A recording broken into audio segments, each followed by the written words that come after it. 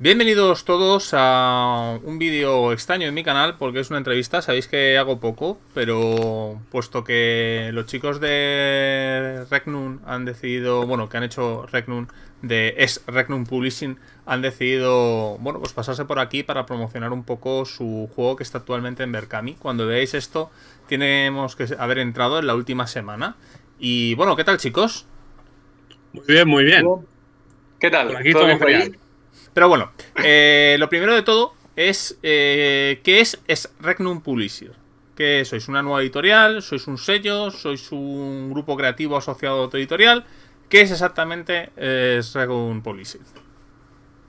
Ex Regnum Publishing es una editorial centrada, bueno, por el momento estamos muy centrados también en juegos de rol y demás, pero sobre todo nos enfocamos a todo lo que viene a ser el ocio. Estamos relacionados también con el tema de libros, de texto, también temas de rol y temas de juegos de mesa. Son las facciones que estamos tocando nosotros principalmente.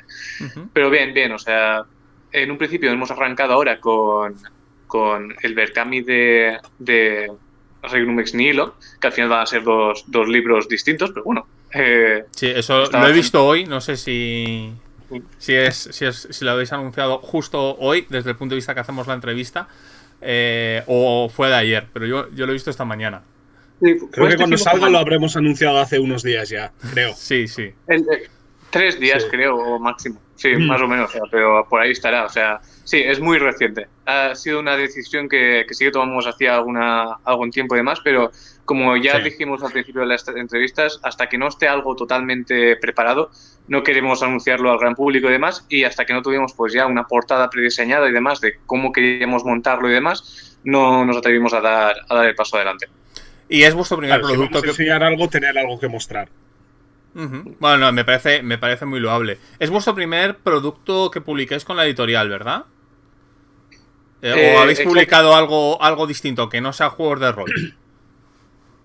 Sí que tuvimos nuestras pequeñas historietas con Coliseum, un juego de mesa que sacamos es de cartas y dados y demás, Sí. pero ese no llegamos a avanzar más etapas con él de momento. O sea, simplemente era una etapa en la que estábamos así probando un poco cómo estaba funcionando un poco el mercado y demás, pero con Regnum Ex Nihilo y así que con mucha más experiencia y también un equipo mucho más consolidado, nos hemos atrevido a ir a Berkami y seguir hasta el final. Genial. Vale. Mi segunda pregunta va sobre el propio hecho del mecenazgo. Habéis decidido coger Berkami, que es lo que suelen escoger Sí. casi toda la gente que publica rol en España. ¿Qué sensación os está dando publicar en Berkami? Porque yo con toda la gente que he oído hablar, bueno, que he oído hablar o que he hablado con gente que ha publicado Berkamis, dicen que es una experiencia muy estresante y muy dura. ¿Qué tal lleváis este mecenazgo? Pues la verdad es que bien, o sea, a ver, el equipo lleva currando mucho tiempo, eso se está empezando a notar también un poco, o sea, piensa que la suerte que hemos tenido es que somos un equipo relativamente, no sé, mediano, por así decirlo, somos creo que en total unas 4 personas del núcleo central, con Tabaré, Sí. Hazard, Tom y yo, y después tenemos alguna gente que está colaborando con nosotros, como viene a ser pues el equipo de ilustración, con Loren, Varesa, Gwen y demás. Y también tenemos a gente que nos está ayudando también ahora con redes sociales y todo esto, porque la verdad es que nos hacía falta. O sea, a ver, es cierto que al ser nuestro primer proyecto, Tom y yo pues tampoco tenemos la gran experiencia en esto de Berkamis y demás. Entonces, tener a nuestro lado a gente como Andrés o a gente también como Cedric, que llevan muchos años en este mercado y demás, nos ha ayudado mucho a ir un poco tomando las decisiones más acertadas en cada momento. No, Sí. a mí me parece muy interesante y muy loable a aquellos que deciden entrar por Berkami, porque yo, en mi propio caso, viendo los números no me salían y me dio pánico entrar en mecenazgo y por eso descarté y me fui por editorial. Entonces todos aquellos que os atrevéis a dar el paso y entrar en mecenazgo, para mí tenéis unos arrestos bueno, que yo mismo no tuve, ¿no? Bueno, No, pero a ver, tiene sus riesgos, pero Y si sale bien, ¿no? Esa era la mentalidad de nos lanzamos a esto, tenemos un buen equipo detrás, un buen producto. Quiero decir, siempre que había la posibilidad de que saliera mal, pero nosotros confiábamos. Y gracias a nuestro equipo también teníamos esa confianza extra. Bueno, eso siempre lo dicen, que si tú mismo no confías en tu propio producto, Claro. es que estás condenado al fracaso, ¿no? Entonces, me parece, yo te digo, me parece muy loable porque yo lo descarté casi en el último minuto porque no me vi con fuerzas capaz de afrontarlo. Pero me alegra mucho que algunos encontréis la fuerza y además os esté saliendo bien. Particularmente, yo no soy mucho de comentar niveles de mecenazgo porque suele haber muchas opciones y distintas, pero me parece muy interesante el que llamáis Full Pack, que es un nivel que trae el libro, tanto en PDF como en físico, como la pantalla, como 3 póster. Bueno, viene un montón de contenido, me parece muchísimo por 70 euros, sobre todo ahora además que van a ser 2 libros. Creo que es un nivel muy, muy bueno. Y esto lo digo para que los escuchéis, porque desde luego echadle un ojo, porque creo que es un pedazo de nivel. Vamos, es excelente. Bueno, gracias por la promoción, hombre, eso. No, pero originalmente, claro, no llevaba, por ejemplo, el segundo libro en la pantalla, pero ya incluso cuando lo sacamos el primer día, ya veíamos nosotros que llevaba mucho, ¿no? Para el precio que tenía. Y el hecho de haber podido añadir más valor a ese full pack para satisfacer a los mecenas, es un privilegio para nosotros, que conlleva sus costes, por supuesto. Claro, pero cada vez que nos comentan, dicen, esto es genial, 2 libros, no vais a subir el precio, y nosotros, no. Nosotros claro, hemos dicho que lleva esto. Viene el libro de reglas, el libro de ambientación, una especie de starter set, que es el novato en el sistema, supongo que es un starter set. Los libros tanto en físico como en digital, el libro de A través de la brecha, que es la aventura.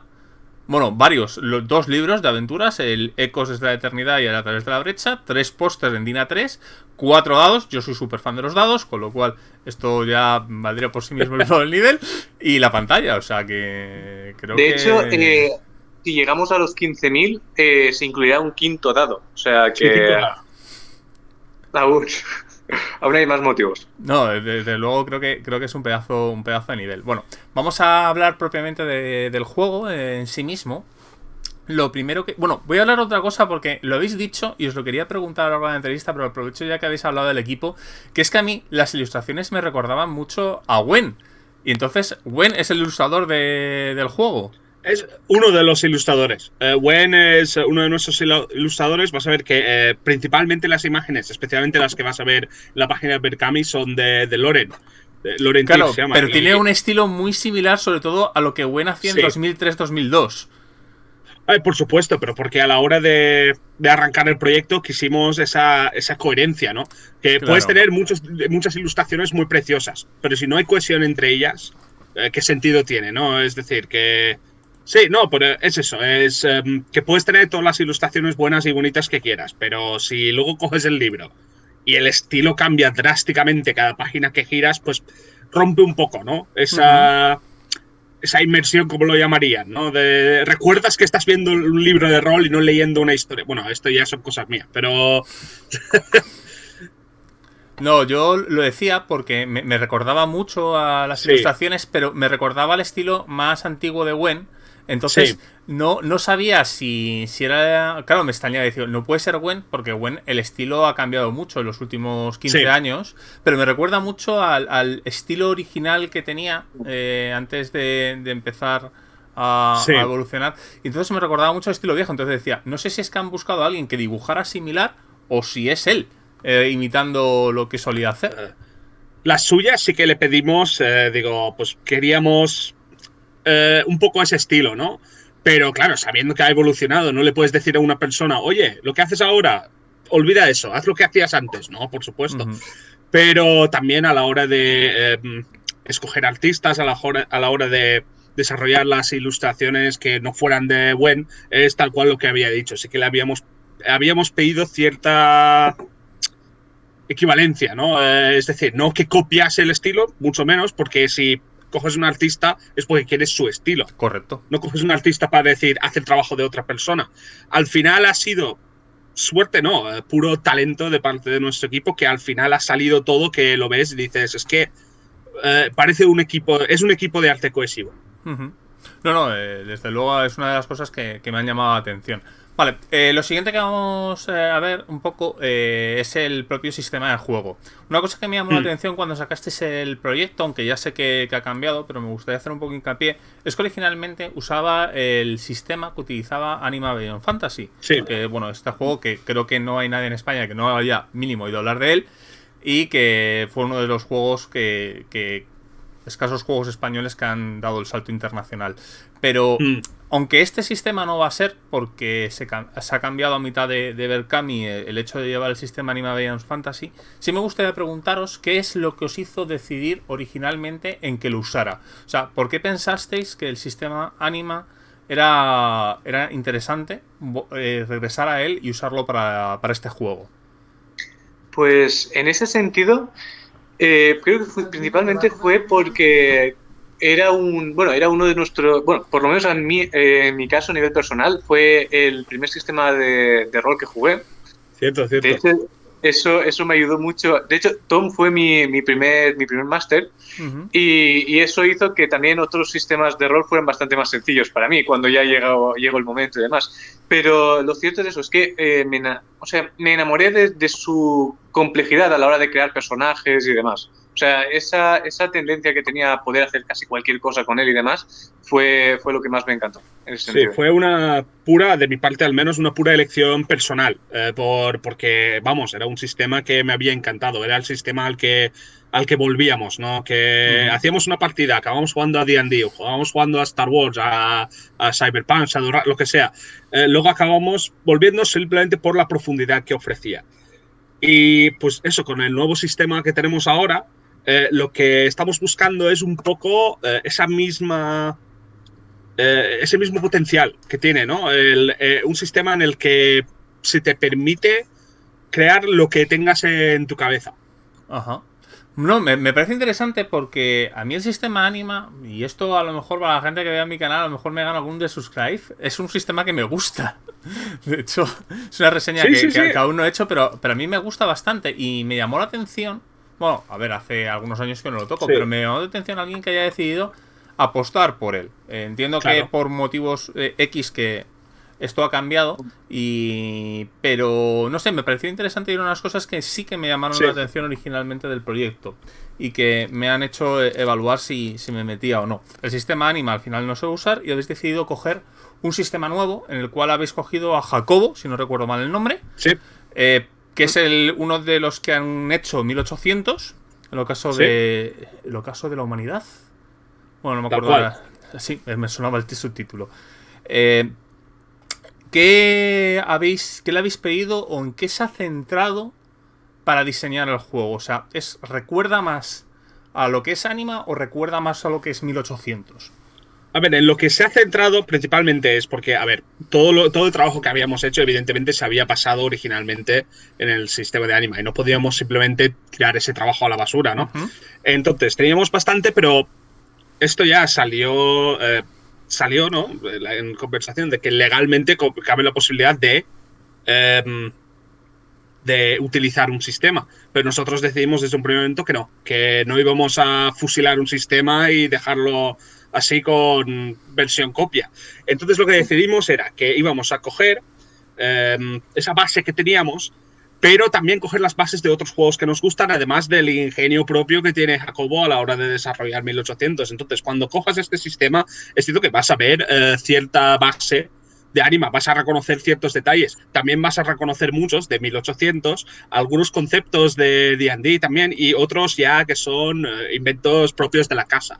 Es decir, un sistema completamente propio que tiene, yo creo, una sensación, ¿no? Una fluidez a la hora de jugar distinta, pero al mismo tiempo igual de profundo, sin toda la complejidad que igual echa algunos atrás.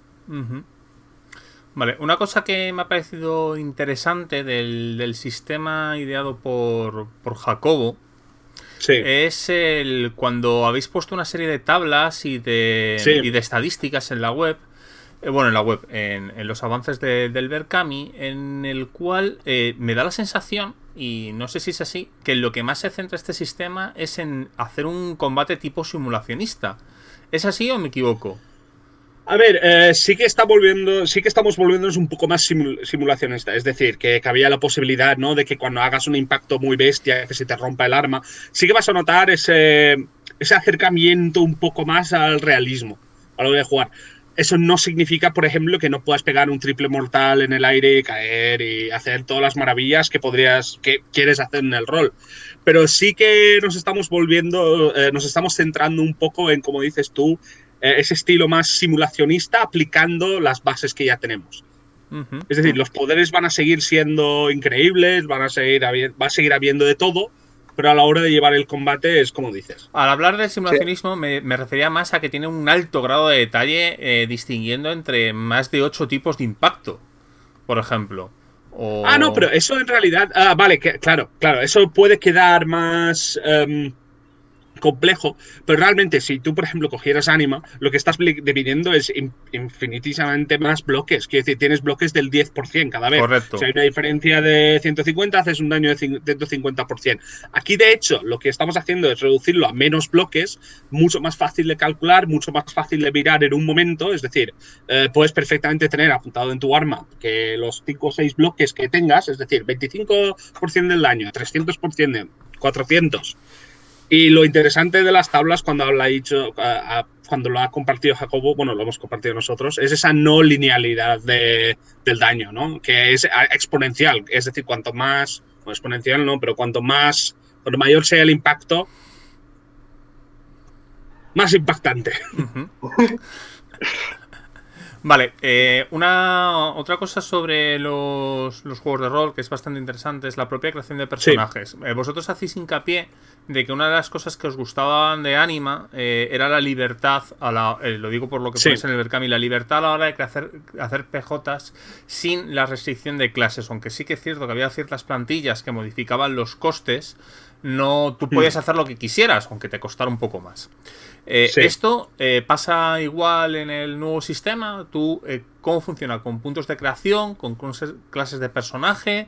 Exactamente cómo más o menos se hacen los personajes en tú sigues teniendo tu forma de personalizar a tu personaje en su momento de creación, y luego a medida que vas avanzando vas obteniendo tu recurso que puedes ir dividiendo entre las diferentes facetas de la ficha, es decir, tus habilidades, los talentos que tengas, de forma abierta. Solo por ser un mago no estás limitado solo a lo que se relaciona con la magia. Perfectamente podrías decir, pues este nivel voy a coger esta espada y empezar a blandirla, aunque me cueste un poquito más, un poquito bastante más que al guerrero de turno.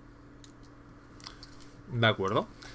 O sea, básicamente funciona de tú coges una plantilla con ciertos costes e inviertes puntos para subirte para crear la ficha, ¿no? Vale. Una cosa que tenía también el sistema Anima, y pongo Anima exclusivamente por paralelismo, de crear el trabajo que tenéis hecho y me habéis confirmado que no es tirado tener la basura, era que Anima tenía varios sistemas sobrenaturales, el de psiónica, el de magia, el de ki. Esto, ¿cómo afecta al nuevo cambio de sistema? ¿Tenemos también varios subsistemas sobrenaturales tipo artes marciales, ki, convocatoria, o se ha unificado de alguna forma o se han prescindido de algunos?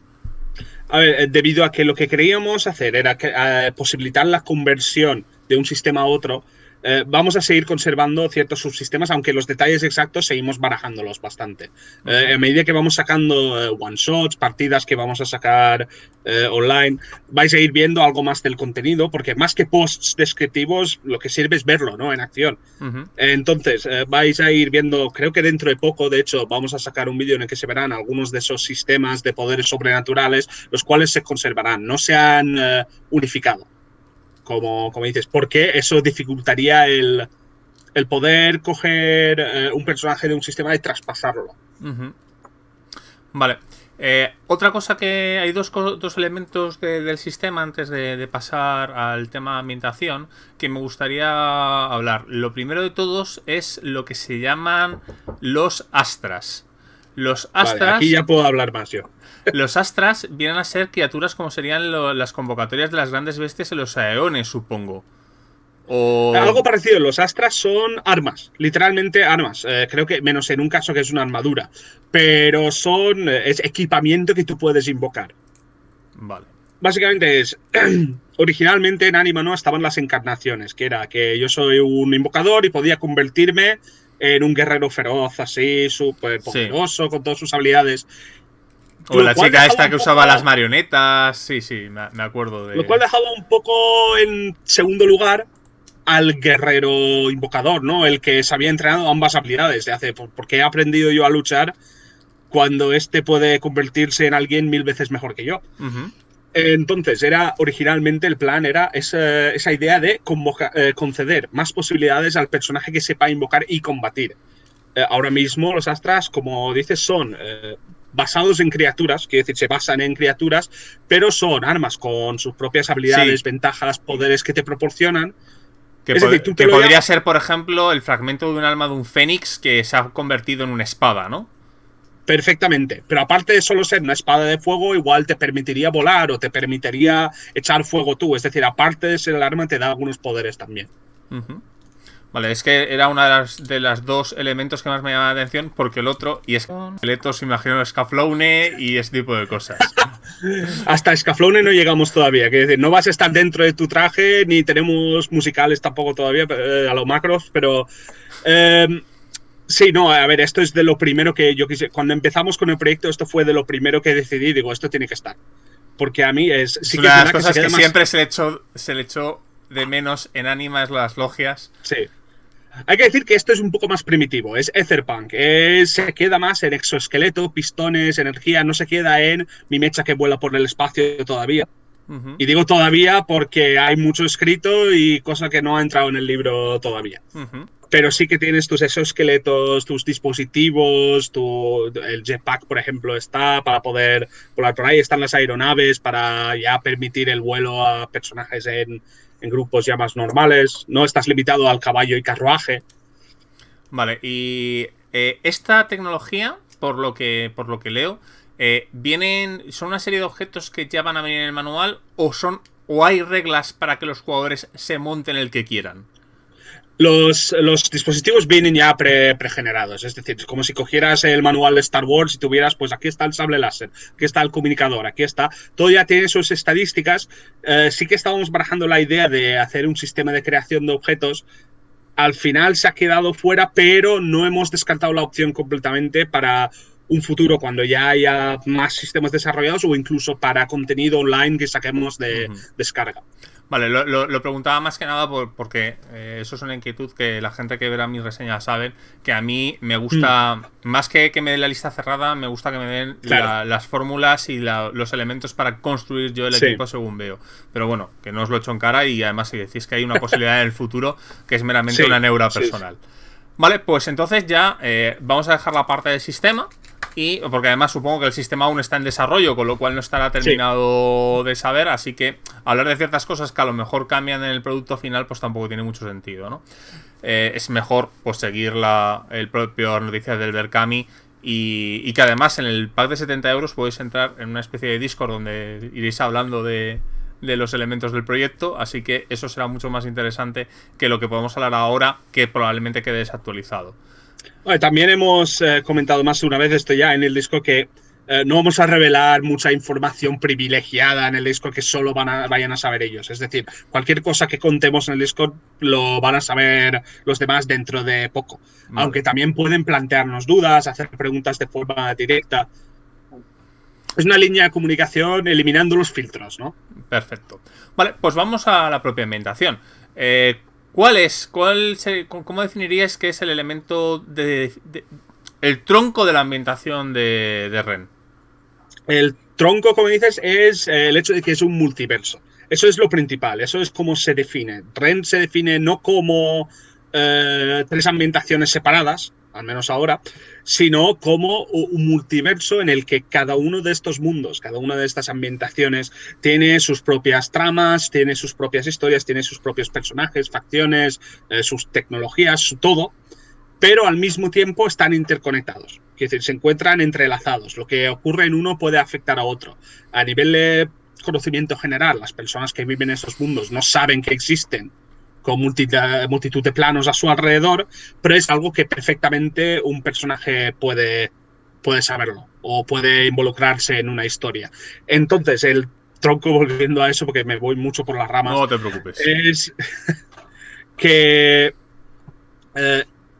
puedes hacer prácticamente cualquier especie de partida, ¿no?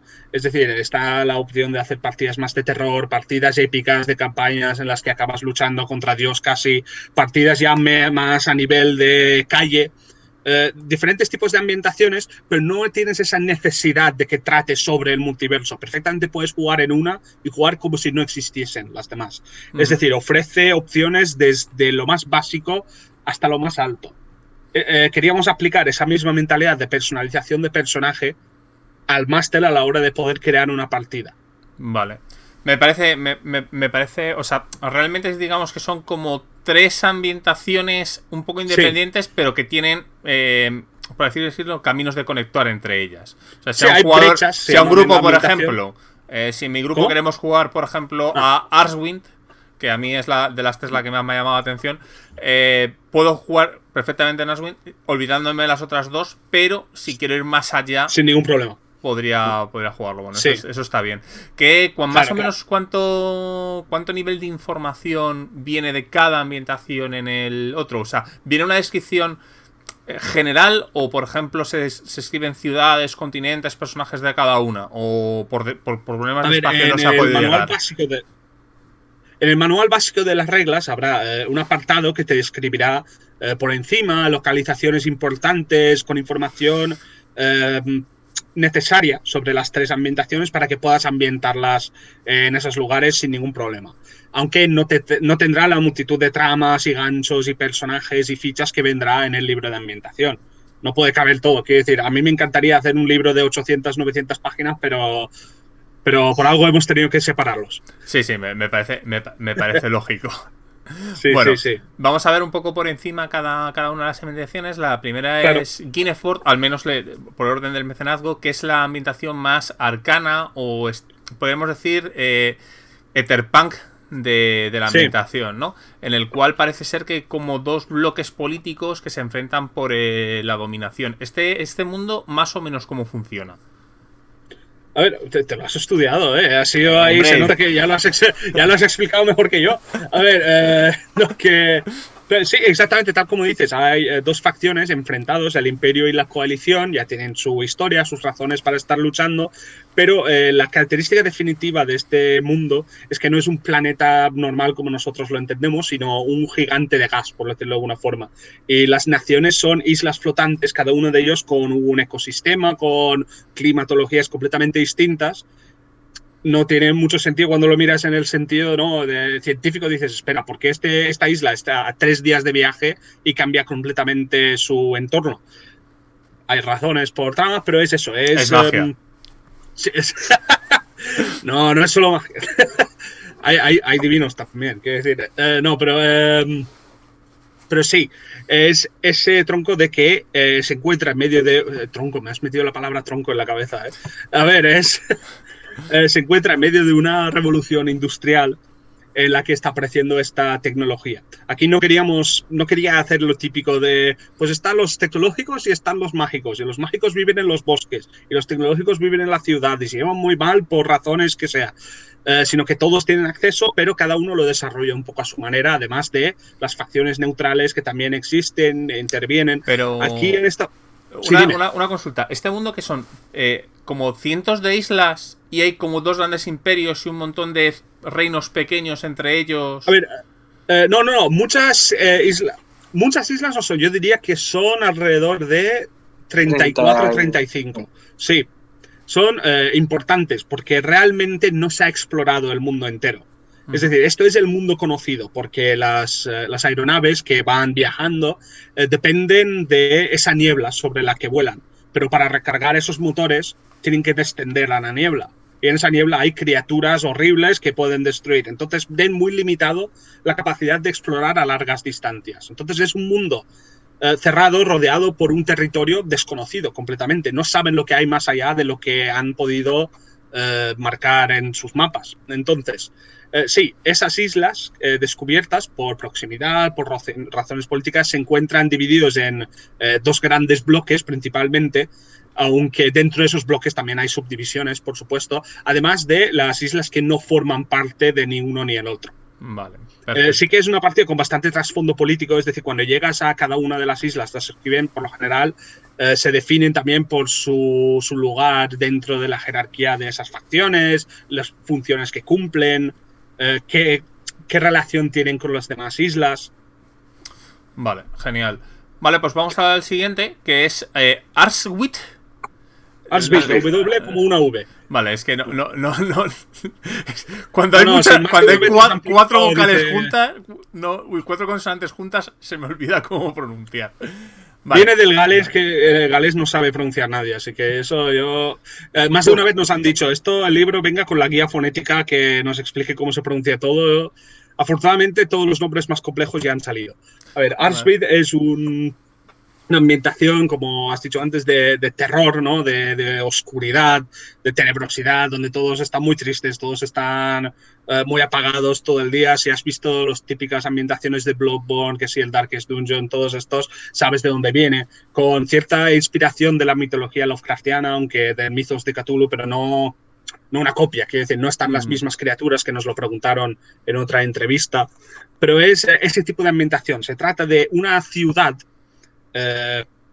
una única ciudad que es la única que queda en el mundo. Quiero decir, el planeta entero ha sido consumido por una oscuridad, la cual hace que también las personas se olviden de lo que haya sido devorado. Entonces los que quedan en esta ciudad no recuerdan nada de lo que quedaba en el mundo. Solo saben que existe esa ciudad y están solos frente al fin del mundo, vamos. A mí me llama la atención porque me recuerda a una mezcla entre Ataque de los Titanes y Dark Souls. Sí, Dark Souls tiene sus influencias. Creo que Jordi mismo me dijo lo de esto, Ataque de los Titanes, ¿por qué no? Porque hay muros y todo. Y yo, es verdad, hay muros. Mierda. No, pero afortunadamente no hay titanes fuera. Quiero decir, eso no, ya lo sería decía por la última ciudad amurallada.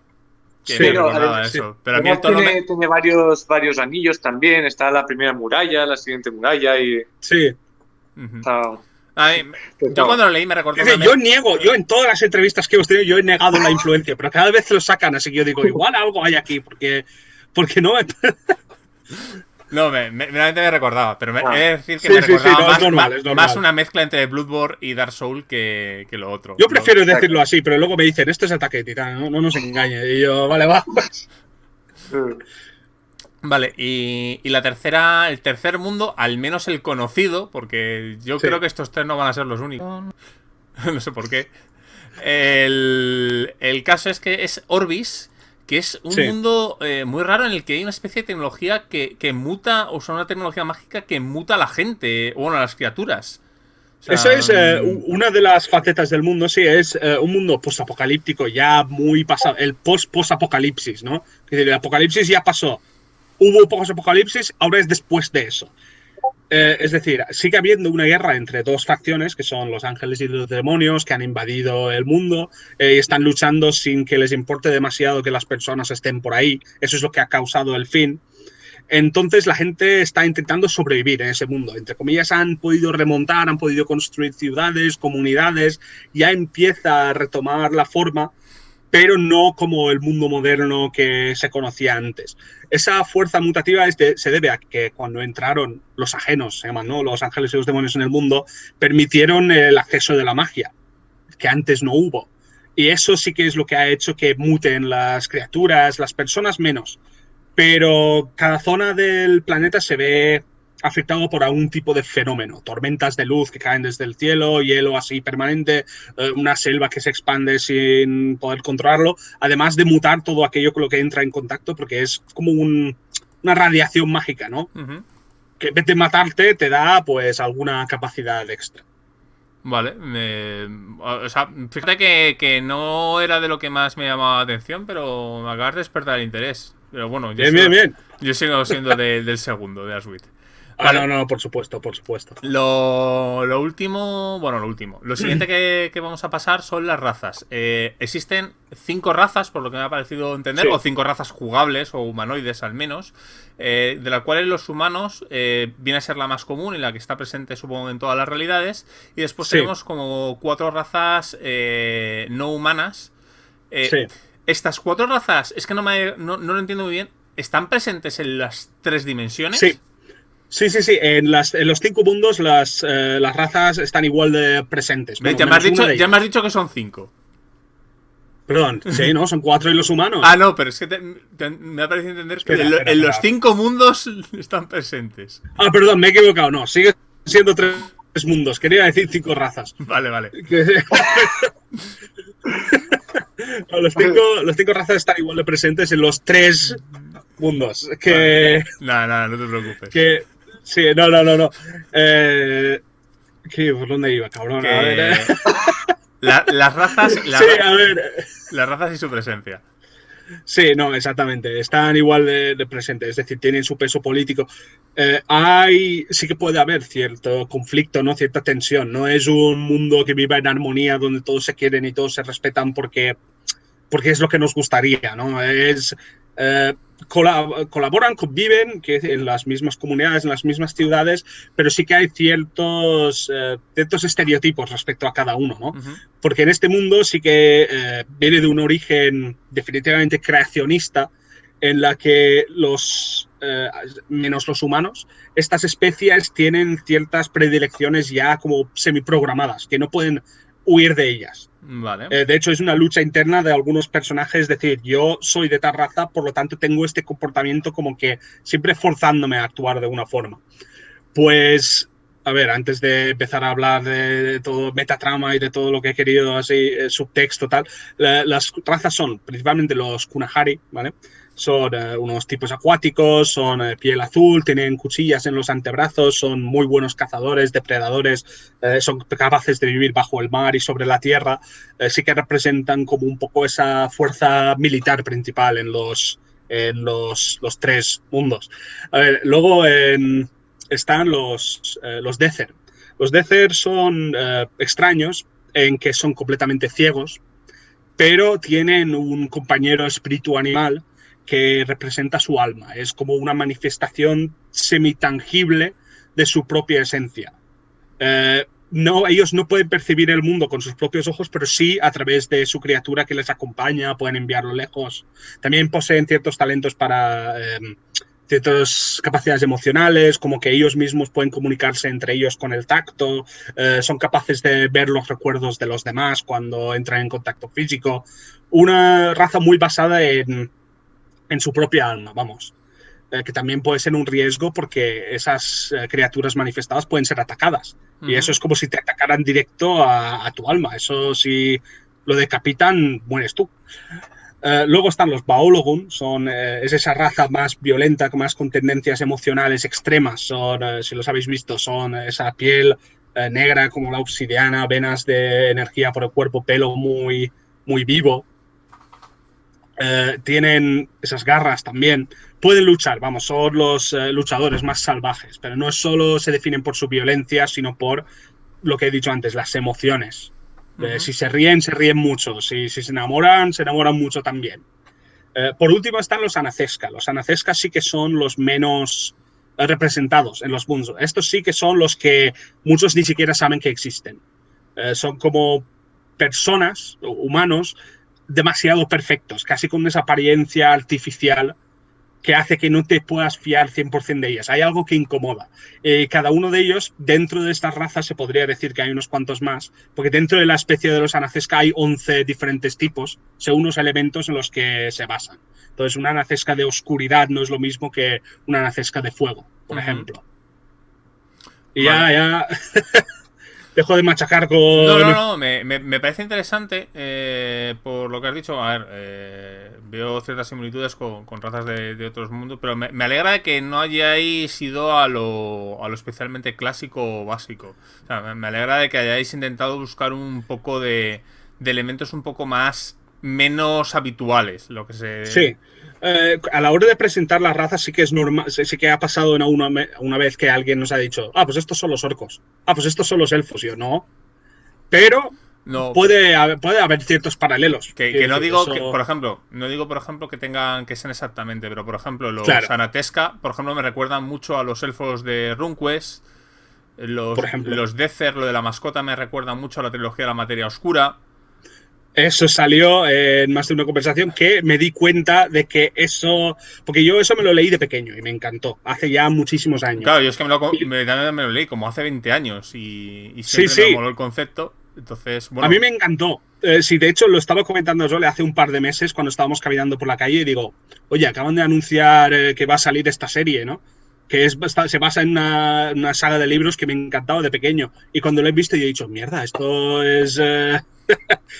Bueno, Claro, se nota que las influencias, tú crees que lo has inventado todo desde cero y luego claro. descubres que... Yo siempre lo digo, cuando todos leemos los mismos cómics, leemos los Claro. mismos libros, vemos las mismas series, vemos las mismas películas y jugamos a los mismos videojuegos, tarde o temprano algo se pega, porque es con las cosas Sí, que creces sí, y que sí, te sí, influyen. Por ejemplo, es muy probablemente que no, pero los Kunahari me recuerdan a los Nietzschanos de Andrómeda. Que a lo mejor... Vale, ¿ves? Yo Andrómeda no... Nada, no tengo nada. No, pero es cuando me dices que tienen los Sí, elementos, sí. las cuchillas ahí, que es una raza marcial, pues los Nietzschanos de Andrómeda es que se parecen Claro. mucho. Entonces, quieras que no, es que a lo mejor el de Andrómeda tampoco era original, lo leyó en otra forma, Claro. en otro sitio que habéis leído los dos, ¿no? Entonces, pero Exactamente, lo exactamente. que me gusta es que habéis intentado darle un elemento más distinto. O sea, no os habéis conformado con poner el elfo, el enano, el halfling Ya. y el rarito. No, los cuatro tienen... Porque a mí una cosa que me suele molestar y que cuando me las... Claro, es que en el mecenazgo no están... le dedicas 4 líneas a cada uno y aquí me las he explicado un poco mejor.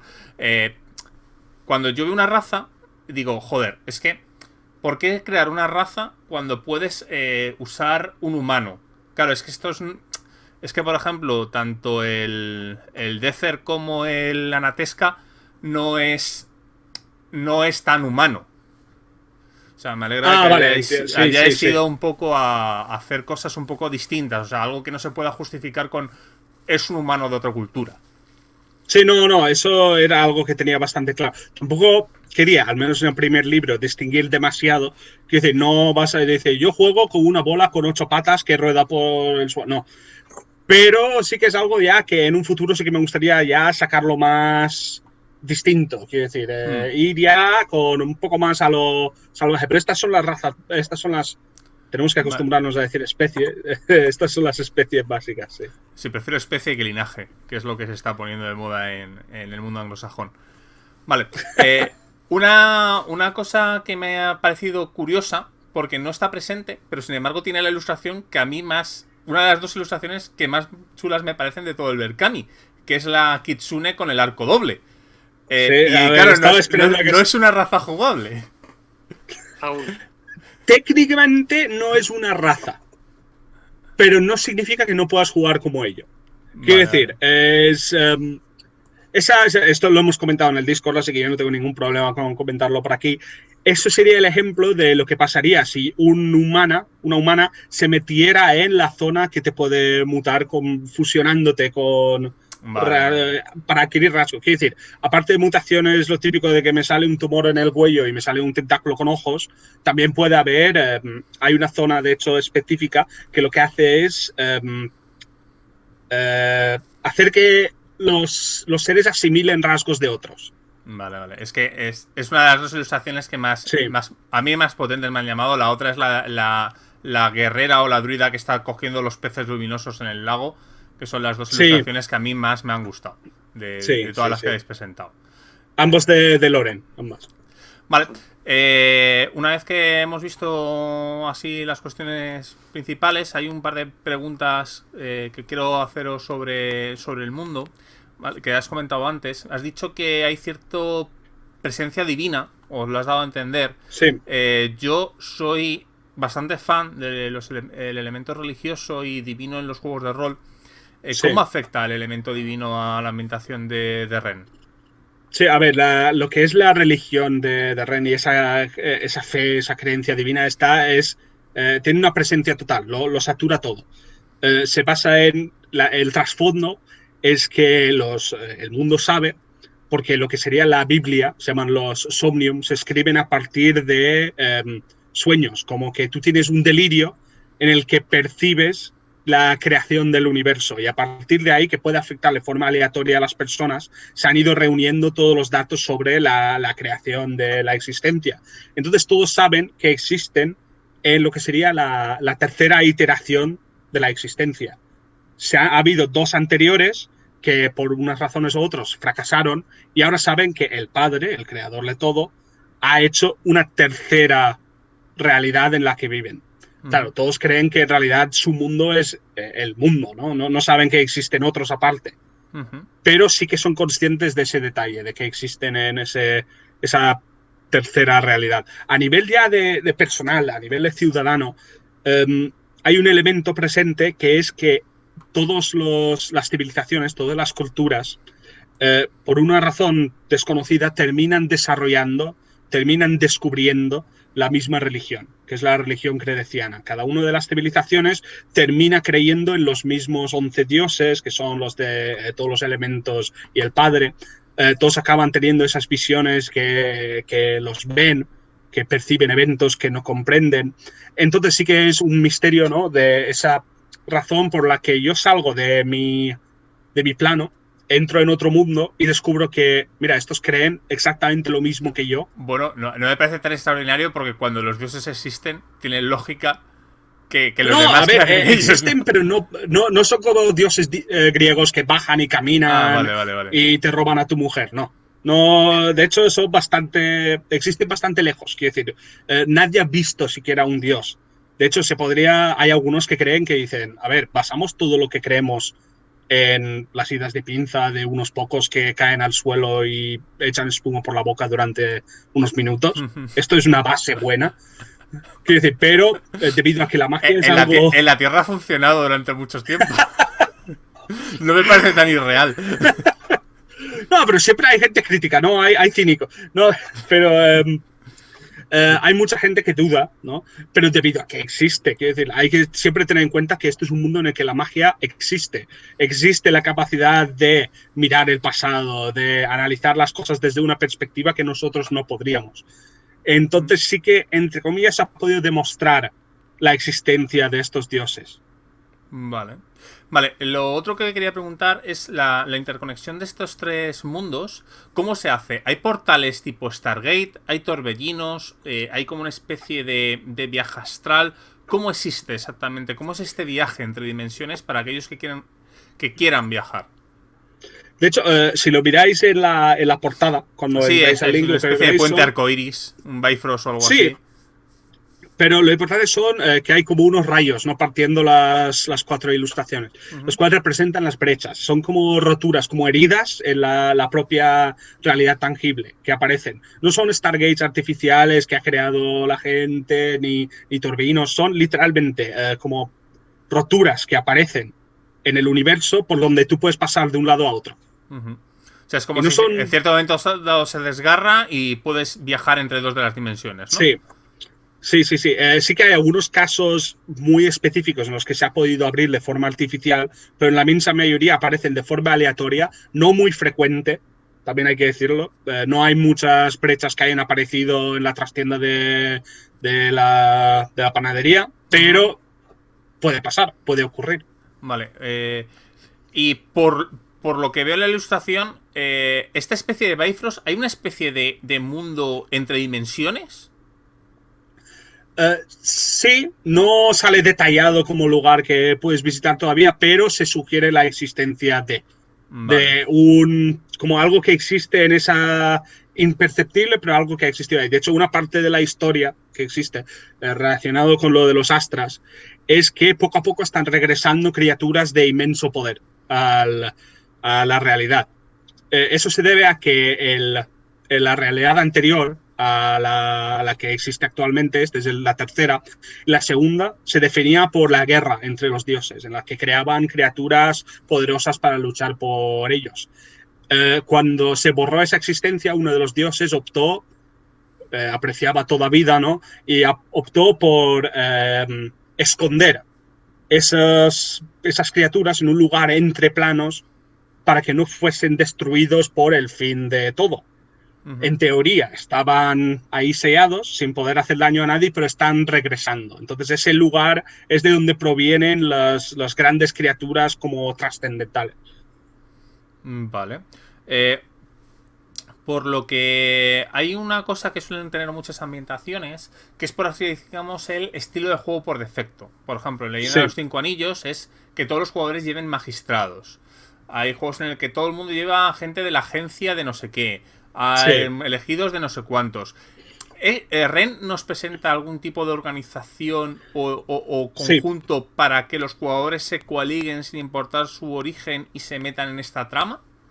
Sí, hay un apartado que te define, mira, aquí sí, aunque seáis de 3 mundos distintos cada uno, podéis colaborar en tramas de este estilo. Hay organizaciones que ofrecen muchos ganchos. Cada mundo ya tiene no su trama predefinida, pero algo que dices, vale, si vamos a jugar lo principal, vamos a ir a esto. En el primer mundo de Guinefort sería ese conflicto imperio-coalición, participar o quizá explorar las islas que hay más allá.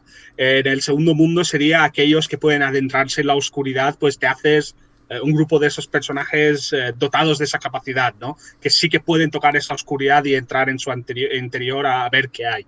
En el tercer mundo es un poco menos definido, pero participarías activamente en intentando poner fin a esa guerra que acabó con el mundo. O al menos rescatar lo poco que queda. Vale, genial.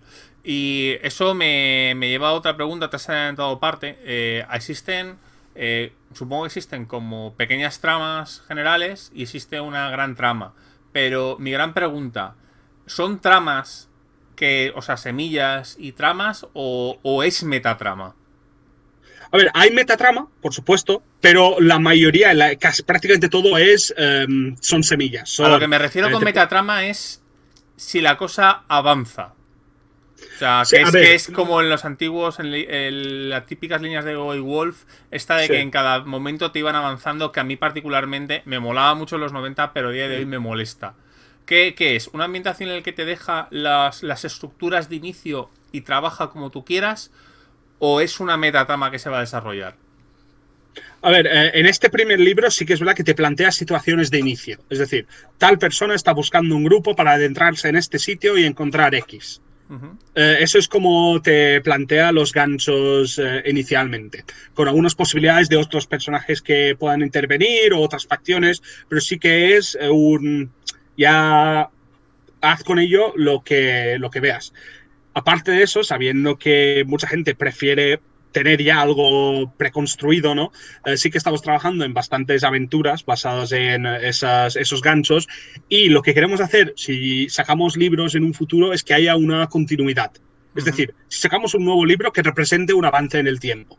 Vale. Es decir, que ese libro siguiente haya avanzado las tramas que hay en el anterior. Vale. Voy a haceros un par de preguntas antes de acabar. La primera de todas es que por las ilustraciones hay una ilustración que también me gusta bastante, que es una chica con corte victoriano que tiene como una especie de gusano en una jaula, en el que dice que cualquiera puede ser un demonio. Las tramas tienen una especie de importancia, esta lucha de lo infernal con lo divino,